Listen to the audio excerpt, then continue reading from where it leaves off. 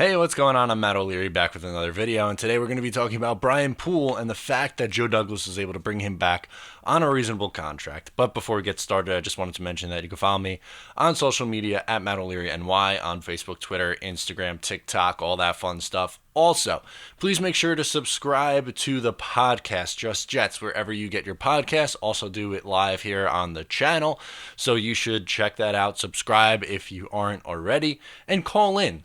I'll put the number right here. Call in, leave your questions, all that fun stuff. Definitely want to get after it. Monday will be here soon, and another episode. Episode 6 drops on Monday, so be sure to check that out. So Brian Poole, this was something the New York Jets absolutely had to get done. He was their slot corner last year. They brought him in to replace Buster Skrine, and boy, did he do a phenomenal job.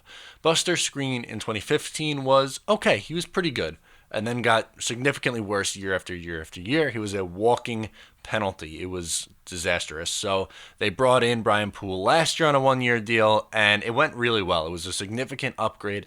I thought at minimum it would be a lateral step. It was much more than a lateral step. He was fantastic. Not arguably, he was their best corner and the best member of the secondary outside of Jamal Adams. Marcus May had a really good year, but Brian Poole was extremely important to this defense, and the Jets absolutely had to bring him back. So Joe Douglas did just that on an extremely reasonable deal at 1 year for $5 million.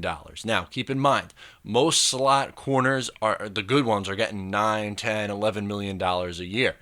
And you got the 9th overall cornerback, according to Pro Football Focus, the 9th overall corner for $5 million. That is extremely important in a capped league. His Pro Football Focus grade was a 79, which is really solid. Again, I said he was the 9th overall. That's including slot and outside corners. He's one of the better inside slot corners in the game. He can keep up with just about anybody, which is phenomenal. And this is a big part of the defense that you bring back at a really cheap price. I love this deal a lot.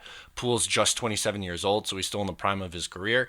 Paying a corner over 30 years old is extremely risky. Joe Douglas avoided that risk. We know that there was some interest in Harris, who played for the Denver Broncos, but he was 31 years old, ended up getting a lot more money. And to be frank, I think at this point in his career, Poole is probably the better player, and Joe Douglas was able to get him on an extremely reasonable deal. Next year, you see what happens in the 2020 season. If you want to extend him and go more years, you absolutely could at that point. Maybe a 3-year deal you're looking at in 2021 when we're doing this. But as of right now, the Jets got their guy at an extremely cheap deal. Now, they shouldn't be done just yet. I still would like them to add interior offensive line help. Robbie Anderson should be brought back, and potentially an edge rusher. That's 3 positions of need for the New York Jets still at this point.